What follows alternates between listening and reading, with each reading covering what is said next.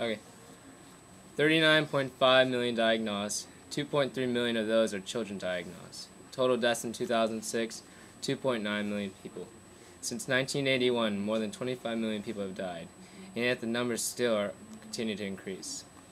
This is no simple case of a minor outbreak in today's society. It is a plague. HIV has proliferated throughout the world since 1981, when a homosexual man had symptoms which are now common to the dreadful disease. In today's society, with all the technology and innovations created by the most ingenious people, HIV and AIDS has still contained itself into the little world we live in. The disease itself is prevalent in every corner of the world, but specifically in Africa, Southeast Asia, Latin America, Europe, and unfortunately, the United States of America. HIV, or human immunodeficiency virus, is a retrovirus that can lead to acquired immunodeficiency syndrome, a condition in which the immune system begins to fail. HIV, like every other virus, will be transferred through humans by blood, semen, breast milk, or vaginal fluid. The four major routes of the transmission are through unprotected sex, contaminated needles, transmission from an infected mother to her baby at birth, or through breast milk.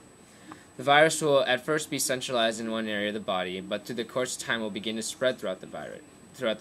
The virus primarily will inject its DNA into T helper cells or macrophages, the body's defenders against viruses. The virus will then replicate its DNA until there is no more room in the cell, and the cell will either blow up or drip the DNA out. After this, all hell will break loose, as millions of new formed cells will invade throughout the whole body. The body over time will become more susceptible to infections, which in most cases lead to death. Symptoms of HIV include lack of energy, rapid weight loss, fever, severe yeast infections, dry coughing, skin, rashes, swollen lymph nodes, and pneumonia. Unfortunately, over time, the body will be unable to fight off a simple cold, which can most likely lead to an infected person's death. Furthermore, in the context of who it attacks, it can be anyone, any race, any gender. Again, since the virus can be transferred through unprotected sex, contaminated needles, transmission from an infected mother to her baby at birth, or through breast milk, anyone can get it. Surprisingly, in developed worlds, with all the education, contraceptives, and etc., many people are infected by the virus. In North America, 1.4 million adults and children are living with HIV. In Europe, over 2.5 million adults and children are living with AIDS and HIV. In the United States, 38% of HIV-infected people are white, 32% are Hispanic, and 30% are black. Worldwide, in 2006, there are an estimated 39.5 million people living with HIV or AIDS. Of that amount, 2.9 million have died in 2006. HIV prevention in the developed world do I just keep going? You don't press anything, okay. Just pause and start over. HIV prevention in the developed countries are actually increasing. More and more organizations such as the Center for Disease Control and the AIDS Organization are spread across the countries to inform people of the consequences of having sex with infected people, dealing with the infection, and living a healthy life with the disease.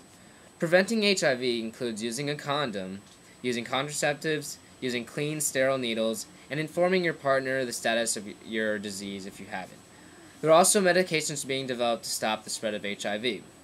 Products containing the spermicide nanoxynone not only decreases the chance of pregnancy, but also decreases the risk of HIV. Also, around the world, countries are investing billions of dollars in finding a cure for the disease. In fact, in London, scientists are working on a drug that will eliminate not only activating active multiplying cells, but also the dormant cells which can be invisible that other drugs do not see. Not only in London, but around the world, organizations and scientists are working together to stop the spread of this disease. It is not a matter of money, but a matter of life and death. HIV is one of the leading killers in today's society.